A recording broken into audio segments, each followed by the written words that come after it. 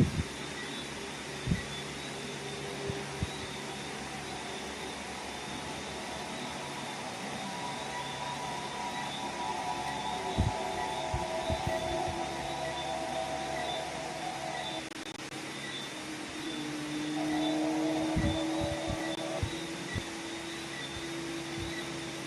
Future Doctor, welcome back to MedSteps YouTube channel. So today we are in study with me live stream. So myself, I'm Anand Kumar Jana, final year medical student. So whether you are preparing for like FMGE, ESMLE or PLAB or CAMC, whatever exams. So studying things, and we have to get some idea. That is very important because we are going to treat patients. So that's why if you are also planning to study but you don't have any company, you don't have motivation, so I'm here with you. So you can join with me and we will chat in between while studying. And mostly this is the platform, or this is the main platform for stay focused and motivated and consistent. Okay, so actually I'm using Pomodoro Method. That is, for 5 hours, every 1 hour we have to divide into 2 parts. Like 50 minutes we are going to read or study, 10 minutes will be break. Okay, so these are the method I'm following for our next 5 hours. So keep your material ready and mood distractions. That means first you have to silence your phone and use the live chat to say hi or stay accountable. Okay, so without time waste, let's get started and crush our goals together. So time to start studying. Okay, so let's start. Actually, in our last live video, I studied about diabetic food, and actually I'm preparing for general surgery because I'm going to start clinical rotation about general surgery or internal medicine. So before that I'm preparing for myself. Okay, so in our last live stream I studied about diabetic food, but we don't have that much time to discuss. That's why I didn't discuss. So maybe in this live stream we have 5 hours, means it's a lot of time. So first I'm going to complete my about gestational diabetes, internal medicine. Then after we will go step by step and some microbiology and general surgery topics. Then after, in last, maybe we will do some question discussion. Okay, so let's get started.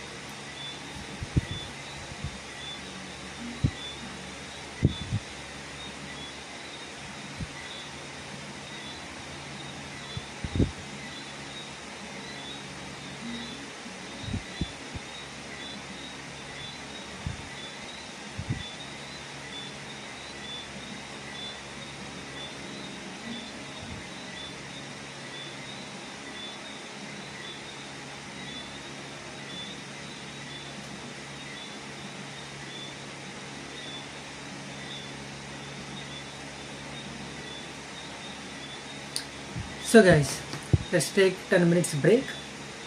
So you can go and you can stretch yourself and hydrate, and if you want, take some coffee.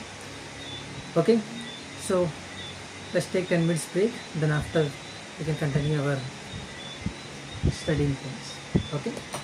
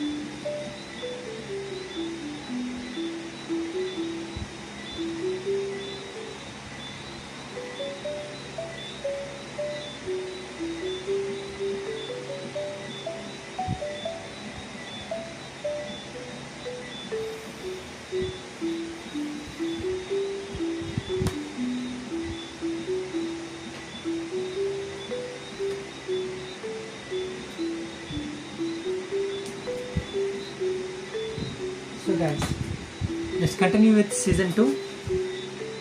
So 10 minutes break already done. More than 10 minutes we took. So let's start.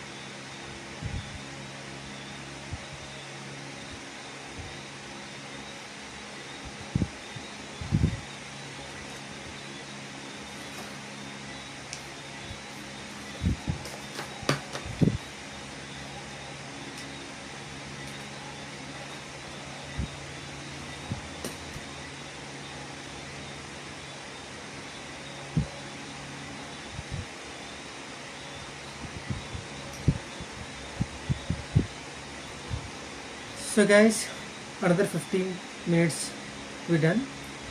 Season 2 completed. So here, let's take 10 minutes break. Then after we are going to discuss what are the things I studied today. Okay. So from basic to clinical, that means what are the basic things we have to know about diabetes mellitus, and what are the complications it can cause, and we are going to discuss about how we can manage, and what are the medications we have to give, and what are the clinical features like anatomy, physiology and biochemistry. Everything we will discuss after 10 minutes break. Okay, so take your time, drink some water, stretch yourself, then after 10 minutes we will meet. Okay, good.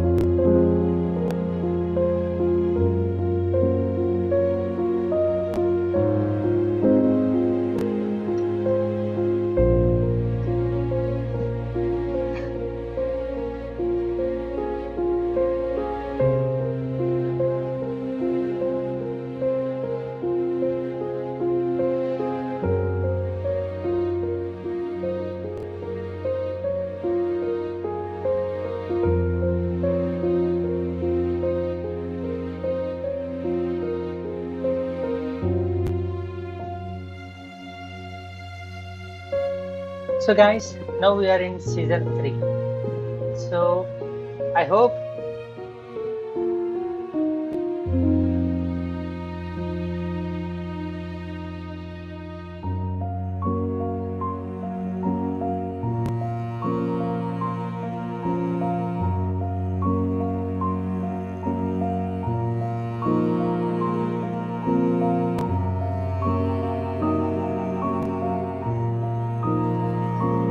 so now we are in season 3. I hope, and that is the main thing. This season 3 will keep for discussion. Okay. So first of all, we are going to discuss about diabetes mellitus. In this topic, I'm going to cover from basic to clinical relevance. So, what are the things we are going to discuss about diabetes and diabetes means? First of all, we will discuss something about pancreas. Then after, how that hormones, that insulin and this glucose and gluconeogenesis, everything we will discuss. The synthesis of biochemistry and everything we will discuss. Then after, mechanism of secretions, how that insulin is going to secrete from beta cells. Then after, some transporter we have, we call that is glucose transporters and proteins and some ligand channels. These things we are going to discuss.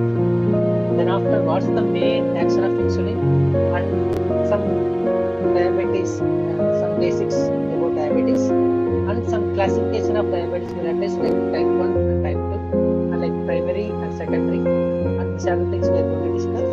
Next one, type 1 diabetes. Type 1 diabetes insipidus I'm going to elaborate. Then after, in type 1 we are going to discuss about basics and pathogenesis, and we have in diabetes in type 1 diabetes we have one disease we call that is honeymoon period, and the clinical features, risk factors, signs and symptoms, and how we can manage the diabetes, type 1 diabetes. Okay. Next one, type 2 diabetes. In this type 2 diabetes, we are going to discuss about diabetes mellitus and pathogenesis and natural history of diabetes mellitus. How, if any patient coming to you, based on the patient history, you can easily find out the natural, find out the stages and grades of diabetes mellitus.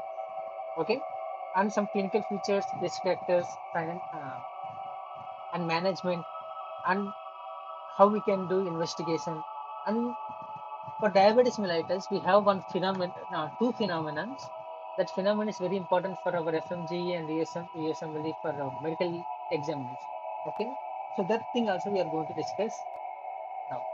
Okay, that is like Simogil phenomenon or Dawn phenomenon.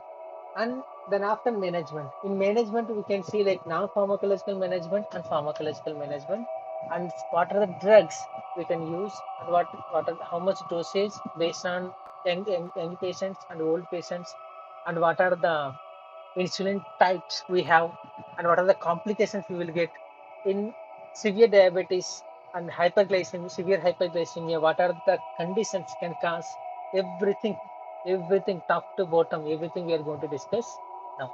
Okay. So first of all, I'm introducing myself another time. Myself Anand Kumar Jana, final year medical student. So without time waste, let's start. Diabetes mellitus. Here, very important organ we have for diabetes, that is the pancreas. In pancreas is the main responsible for our glucose control. Okay, and this pancreas have some both features like endocrine and exocrine. And here, if endocrine means if this hormone or some, what are the hormones is coming, if it's mixing in blood and that less, then based on these things we can call that is endocrine and exocrine functions. Okay, based on these things we can tell. So first of all, we have to understand what is diabetes. Diabetes is here like chronic condition or chronic medical condition characterized by elevated blood glucose level. That means in our blood we can see the blood glucose level will increase, also known as sugar level will increase. Okay, So due to body's inability to produce or effectively use insulin, insulin is a hormone produced by the pancreas that facilitates the entry of glucose into the cell for energy. When insulin function is impaired, glucose accumulates in the bloodstream leading to hyperglycemia. Okay, so in pancreas, I mentioned before, has both two functions like endocrine function and exocrine function. So this insulin, how this insulin is coded means that insulin is coded by chromosome 11 and it's synthesized in beta cells of pancreatic islets. Okay, how we can synthesize this insulin means we have some intracellular processing. In this intracellular processing, we can see some secretion of insulin.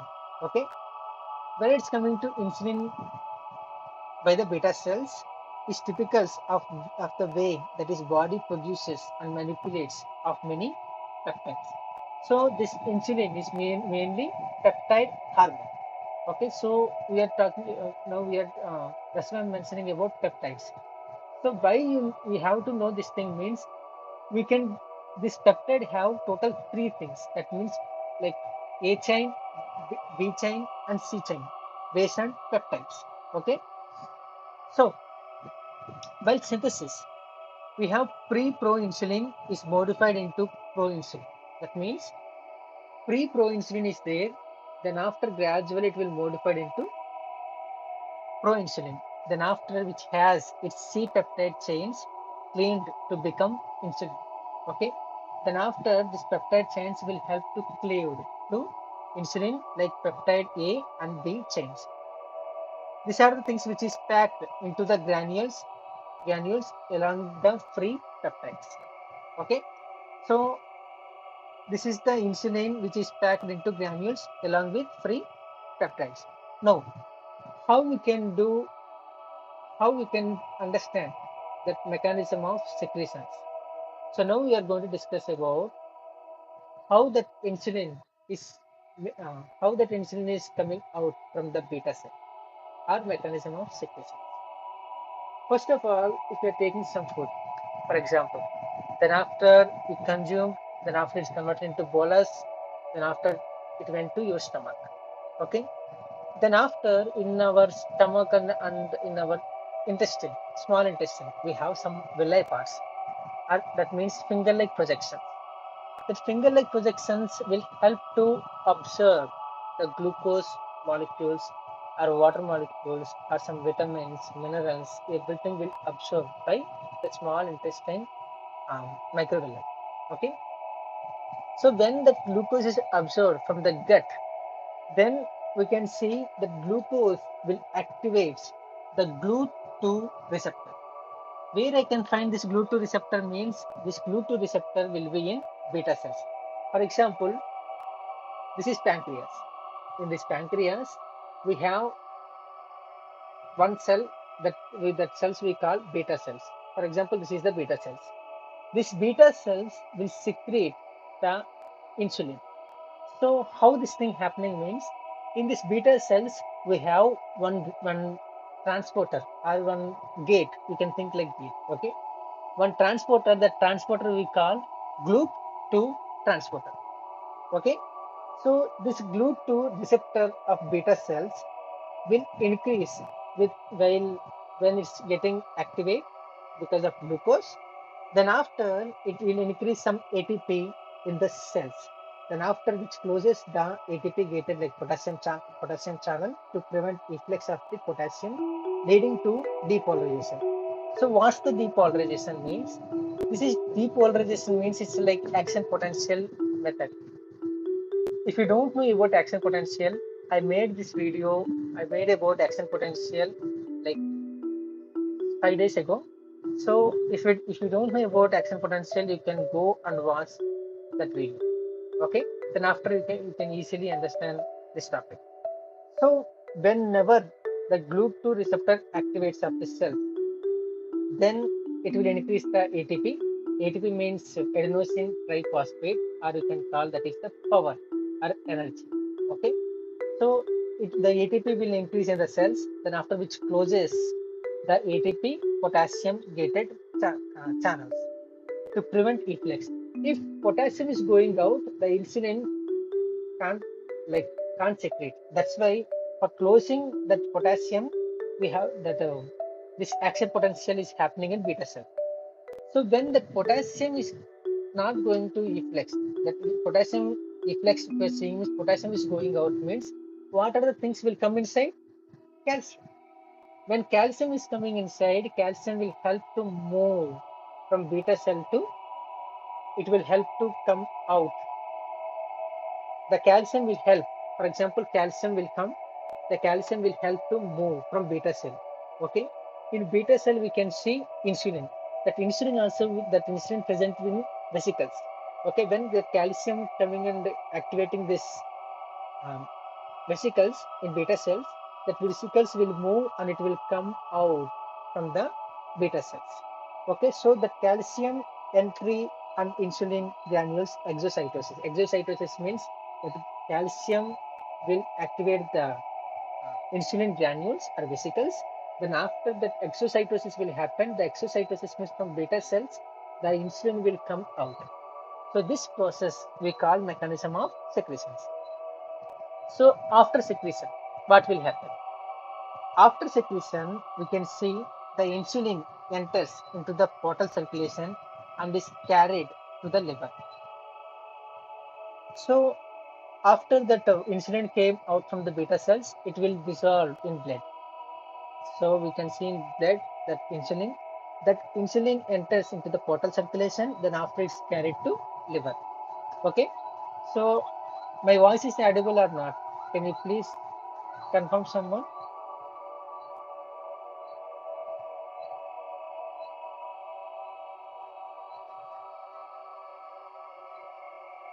Yeah, good.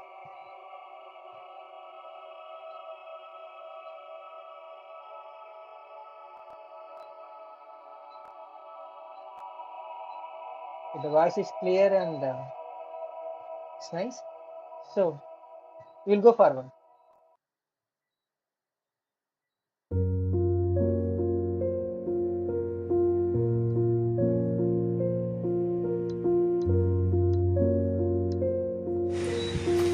For insulin, one is the primary organ, that is the liver.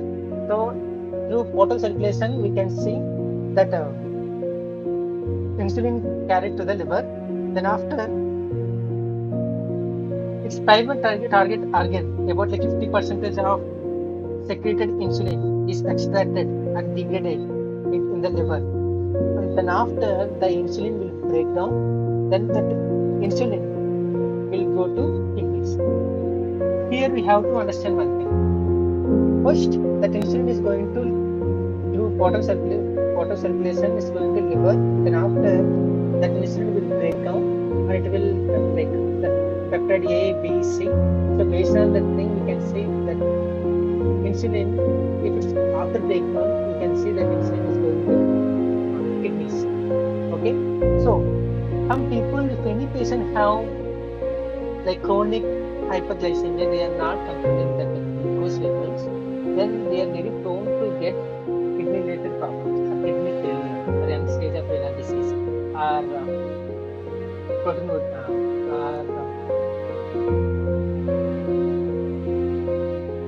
we can see some, because of that thing we can see proteinuria also. Okay, nephritis we can see. Okay, so these are the things we can see in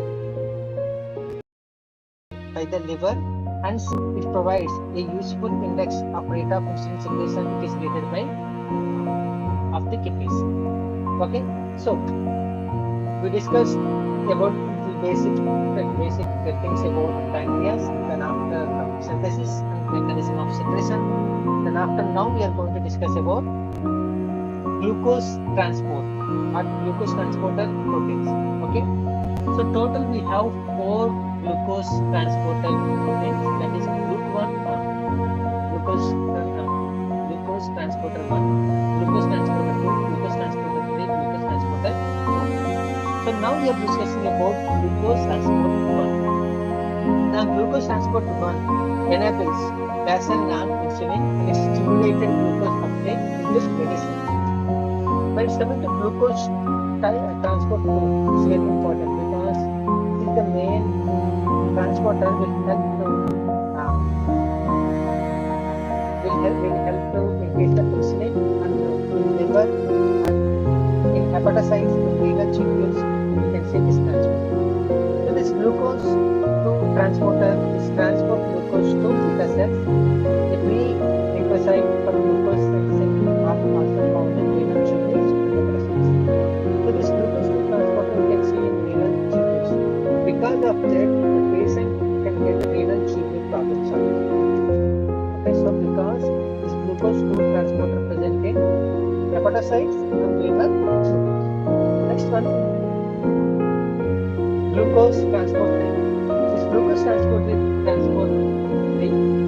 it enables non-insulin related glucose uptake into brain, neurons and placenta. Okay.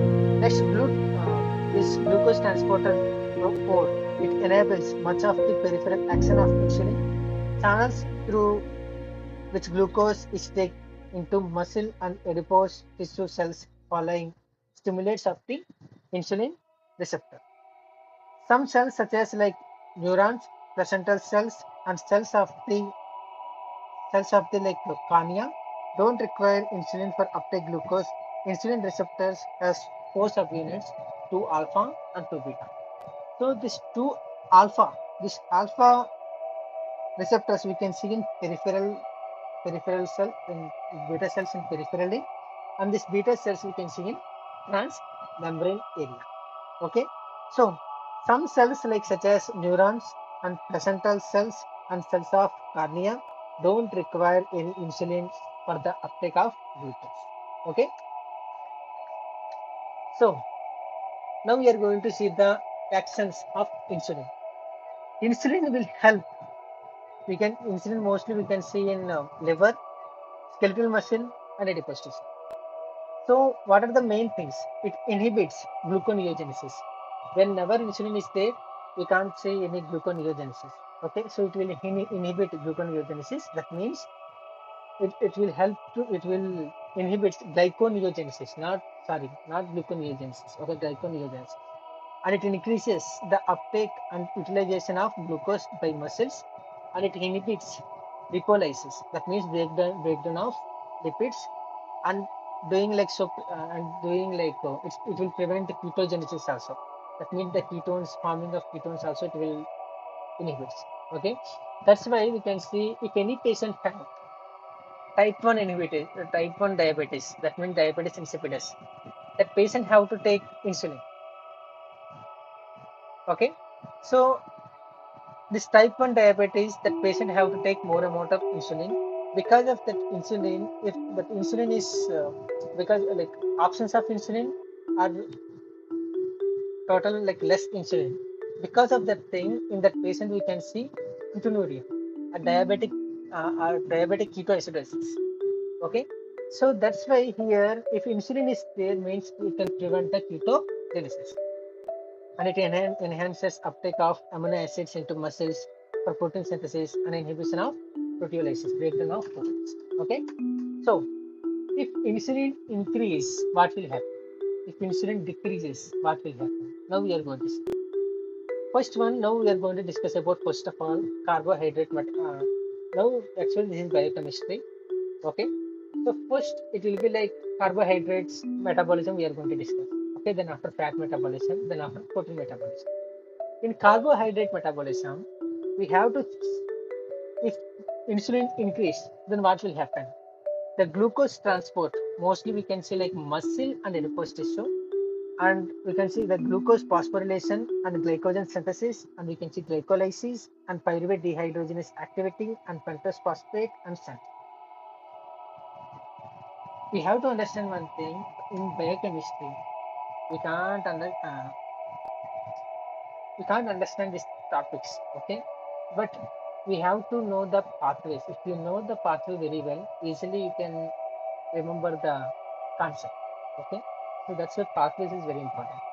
So that's why what this glucose transport, phosphorylation, glycogen synthesis, and glycolysis, pyruvate dehydrogenase activity.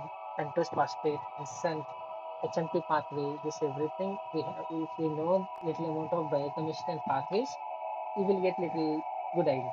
Okay. In carbohydrate metabolism, if insulin decreases, what will happen?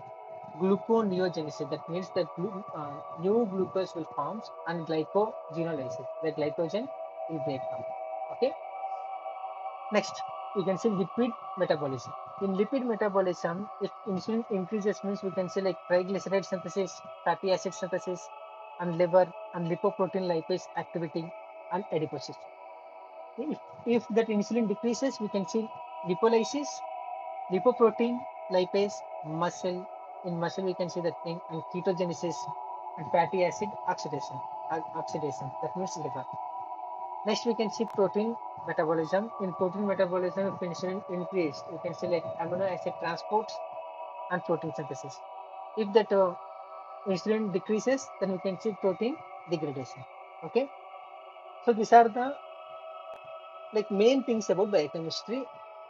Main things of biochemistry of diabetes. Okay. So next, diabetes mellitus.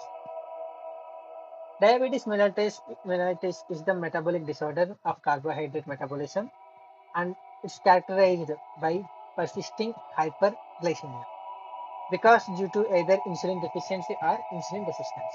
That means diabetes is a metabolic disorder. This thing we know. And because of this thing, we can see because of carbohydrate metabolism, most people will get glucose. For example, uh, some people will come to you as okay whenever you are practicing in hospital, some patients will come to you and they will tell like, doc, I'm not eating any sugar, but why I'm getting then also why I'm having this hyperglycemia, like that they will ask. Then they will, some people will come, they will tell like, doc, I'm not at all eating any rice, I'm eating only roti. Then also why I'm getting this type of sugar and hyperglycemia things, that glucose level is not decreasing, like that they will ask. Then what you are going to give reply? Here, if you are eating sugar or not eating sugar, it's not the main thing. If you are taking carbohydrates, for example, rice and roti, these are the things like more amount of carbohydrates. That means uh, you can see glucose index monitor. In this glucose index, you can see uh, based on in this glucose index, based on fruit, based on food product, based on uh, that food material. The glucose index less means you can take that food. For example, banana. Okay. For example, bread and banana. You can see glucose index. In which, but in which like product, like in bread, if the glucose index is less, then you can take that food. Like that, you have to tell.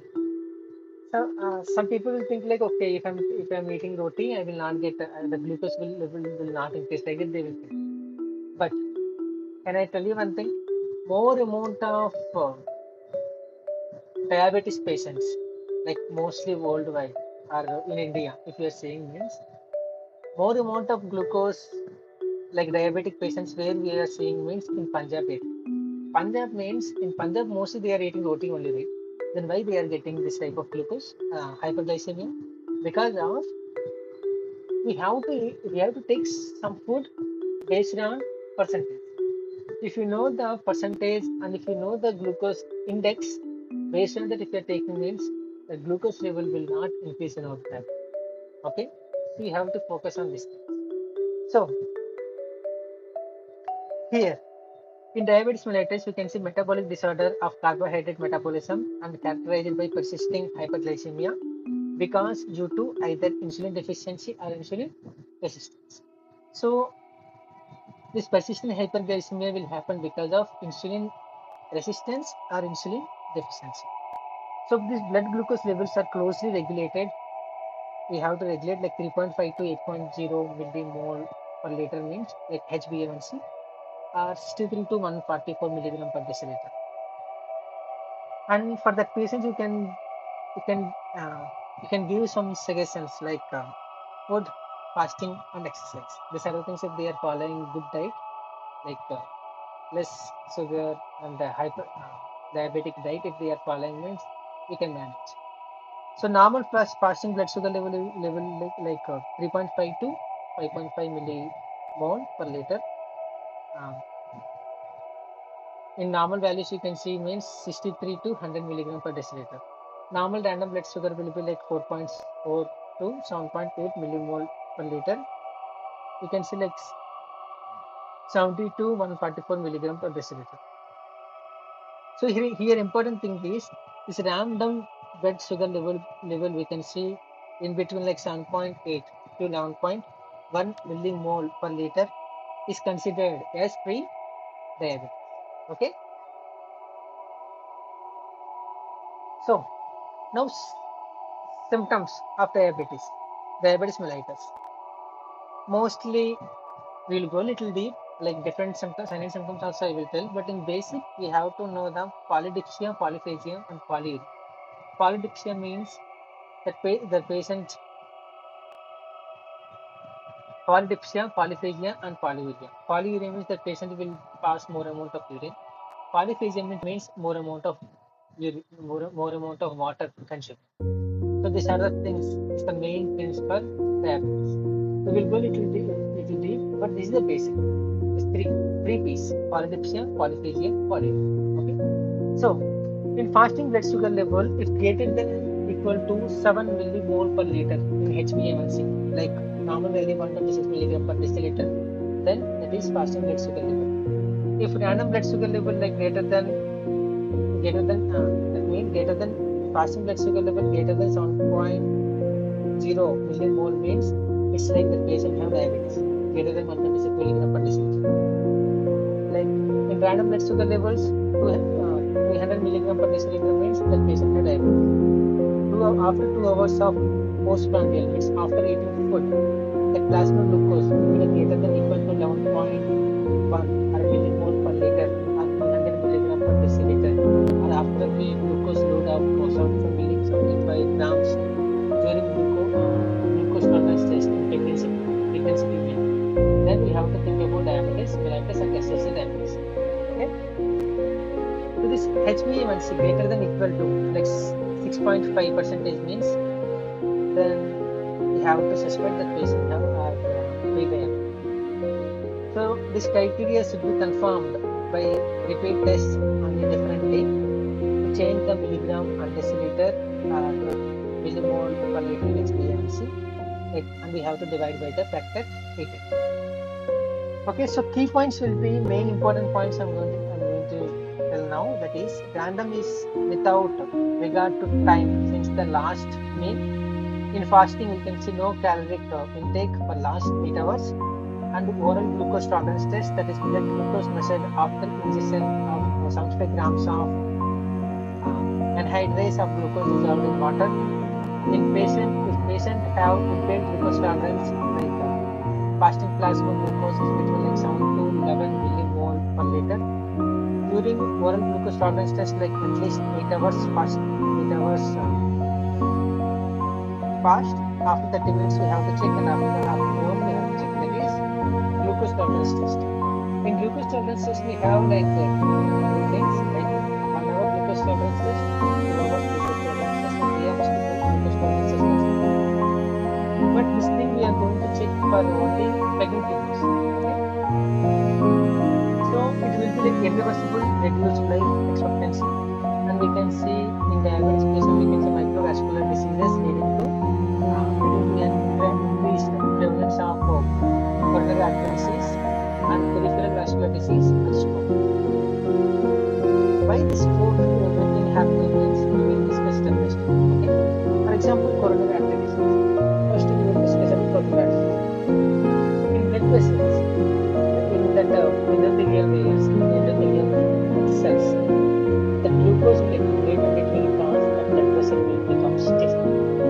Then after blood vessel got stiff, then after what will happen? If any patient have glucose, they are very prone to get hypercholesterolemia. That means triglycerides, cholesterol, high density lipoproteins, good cholesterol, and low density lipoproteins. That means like bad cholesterol. sugar will accumulate and it will form some atheroplaque. This because of this atheroplaque. Wherever the atheroplaque is there we can see our body will react. Then macrophages will go and for fight. Then that macrophages will accumulate in that area.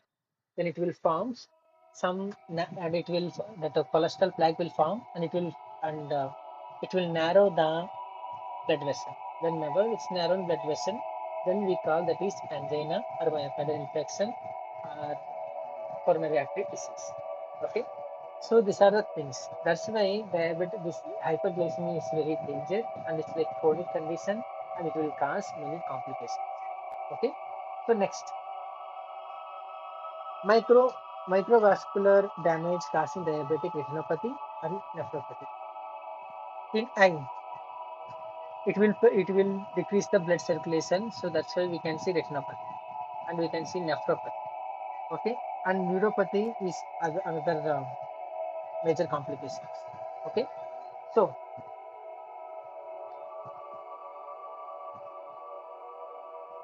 next now we are going to discuss about classification of diabetes. Total we have two types of classification of diabetes. First one primary and secondary. Now we are going to discuss about primary. In primary, we can see type 1 diabetes and type 2 diabetes. This primary diabetes we can see like idiopathic means unknown cause.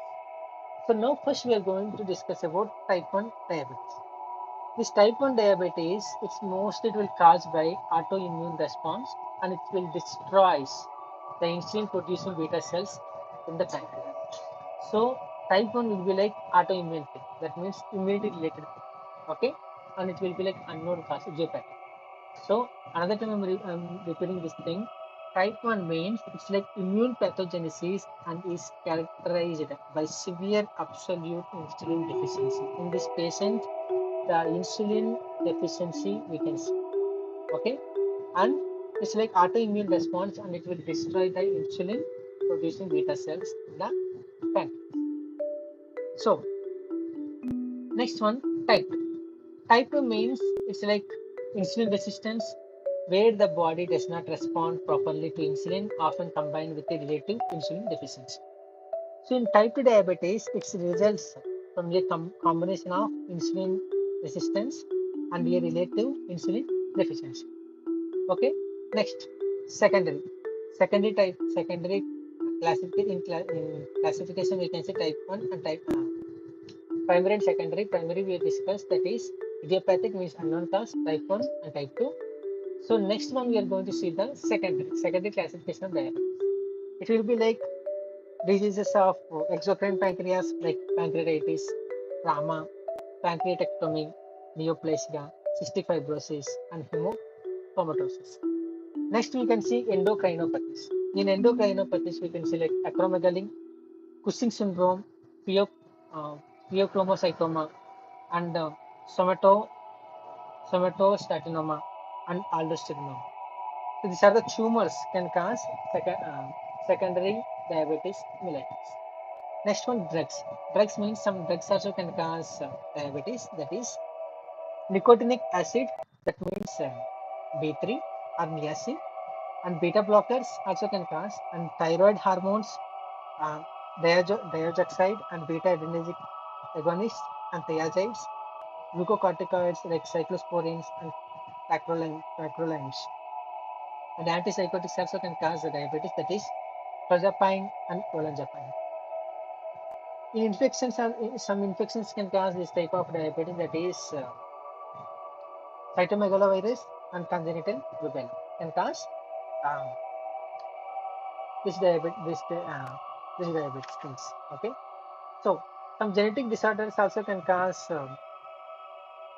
diabetes, that is Down syndrome, Huntington's chorea, and myotonic dystrophy and Turner syndrome. So other specific types include like maturity onset diabetes of the youngs are like MODY in simple form. Type A insulin resistance, drug induced diabetes mellitus, example like with beta blockers, oral contraceptives, some pills, and glucocorticoids. In gestation diabetes, You can see occurs like when diabetes onsets during pregnancy and resolves with delivery. These patients are at higher risk of developing diabetes mellitus at a later. This diabetes insipidus later it will this gestation. Okay, for example, if mother have diabetes in while pregnant, okay, we call that gestation diabetes. I'm talking about obstetric case.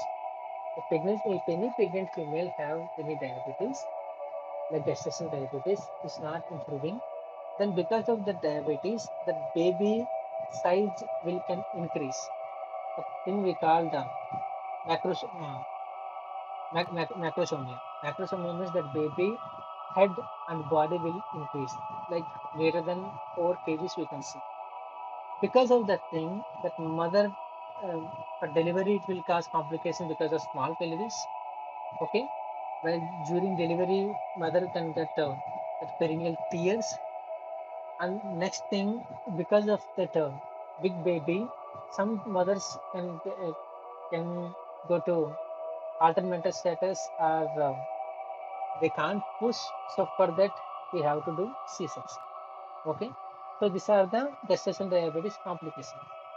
So why I'm mentioning here is gestational diabetes. What will happen whenever that gestational diabetes, if you're seeing, means after delivery.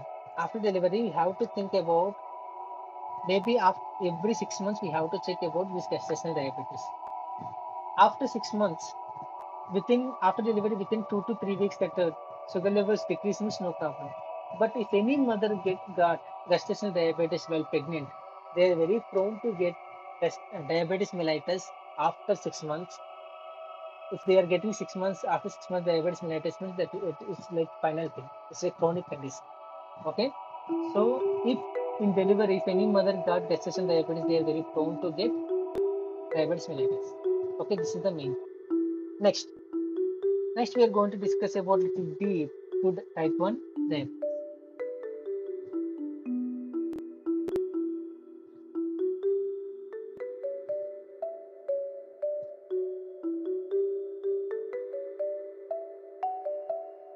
I'm just checking live.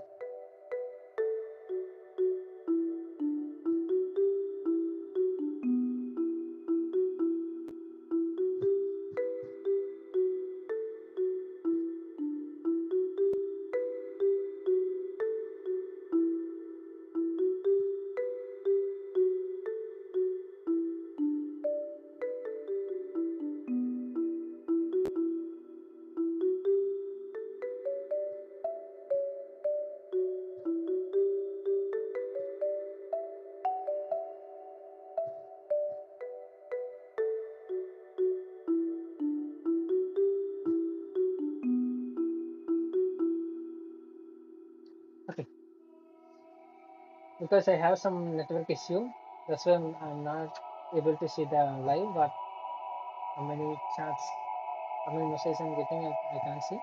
So no problem. We will discuss. We will continue our discussion. Okay. So next we are going to discuss now, that is type 1 diabetes. In type 1 diabetes, I already told that is autoimmune condition. And next one is like this autoimmune response will destroy the insulin producing beta cells in the pancreas. The onset will be like typically this will be diagnosed in children and young adults, not more than 30. Less than like children and young adults, you can see this type of type 1 diabetes. For management, we have to give, we have to do lifelong insulin therapy.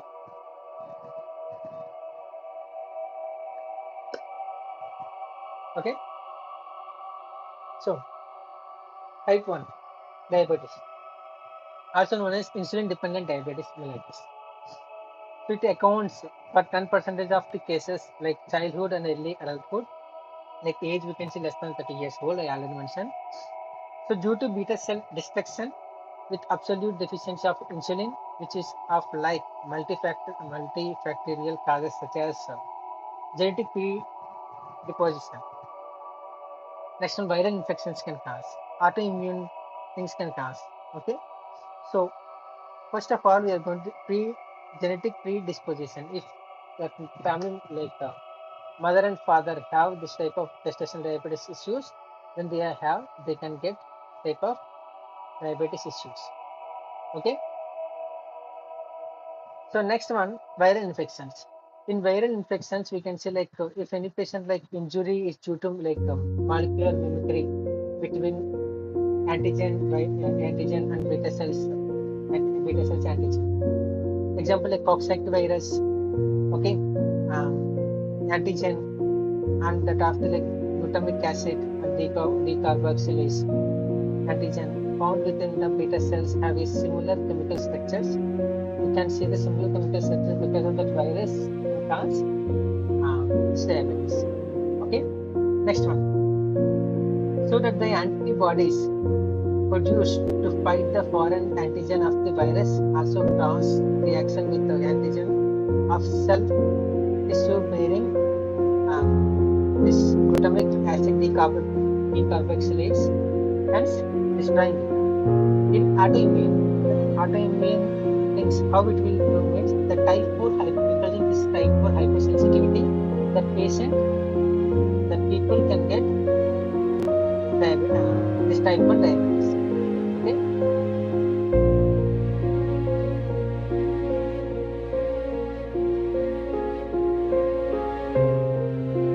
So next we are going to discuss about pathogenesis, type 1 pathogenesis. In pathogenesis, the immune mediated or idiopathic.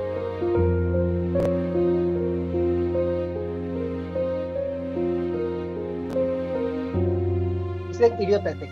So they require insulin for survival and develop ketoacidosis. Not adequate insulin therapy. Oral glucose and agents will not effective to lower the blood glucose levels. So it will be progressive going through phases of antibody production, and this phase of impaired glucose tolerance followed by an abnormal fasting blood sugar. Finally, it's culminating in an abnormal fasting blood sugar and ketonemia. Okay. So we have in type 1 diabetes, we have one condition, the new condition we call honeymoon period. Honeymoon period means it's like honey. Honey means that sweetness, right? So some days it will be it will show type 1 diabetes, and after it will disappear. So we call that is honeymoon period. So what will happen is what will happen is young people who diagnosed for first time to have over diabetes mellitus, acute because of acute metabolic stressful conditions such as infections, okay, or pregnancy people, it will increase the metabolic demand for insulin. Okay, so because if mother pregnant means baby also have to get some insulin, that's why the demand will increase, the insulin demand will increase. And another thing, that the human prolactin lactogen, this is the hormone we can see in the pregnant females, which will also produce the you can see that it will also launch insulin in pregnant females. So that's why it's very important. So it will increase metabolic demand for insulin, may lead to insulin deficiency, and patients become symptomatic and may need exogenous, okay, and exogenous we can say insulin to control the symptoms. Metabolic demands we can see when stressful event abates the pancreatic reserve may be adequate to maintain normal and near normal blood glucose. Okay, so this is the type 1. Then after, if some patients will be some patients will go through this period, then after we can see it will gradually it will get cured. During that time, that insulin will exogenous to control the blood glucose levels. So that's why we call we call this name is honeymoon period. Automatic it will dissolve, it will disappear. Okay. So next, unfortunately, that is insulin again when the progressive destruction of beta cells leads to absolute deficiency. Some people will get disappear, or some people will get into chronic condition and it will leads to diabetes, type 1 diabetes. Okay, so what are the clinical features you can see in this type 1 diabetes means first of all it occurs in early adulthood. Okay, it will mostly occurs in childhood and early adulthood, like age less than 30 years old. Patients usually thin, like very thin. It's not in obesity. Obesity means it's a diabetes mellitus. Thin means it's like type 1 diabetes. Onset we can see like most to be like very sudden. What are the signs and symptoms? You can see first one polyuria. Why this polyuria we can see means first because of osmotic diuresis. It's induced by hyperglycemia and because we can see polydipsia. It will help to increase blood osmolality. Then after polyphagia, because of feeling hungry and the patient will eat several times. Okay, and we can see some calorie loss, that generalized weakness and weight loss, and visual blurring from like lens and swelling due to increased osmolality, and we can see oral genital press because if diabetes mellitus is there means the patient is very prone to get infections because of immunity suppression. So that's why we can see in that patient oral press, oral genital press also. Okay, and muscle cramps and lethargy and lipoatrophy from insulin use. And we can see it will require mostly insulin for survival and develop ketoacidosis if not adequate. So how that main treatment will be like insulin. Okay, so this is the main concept.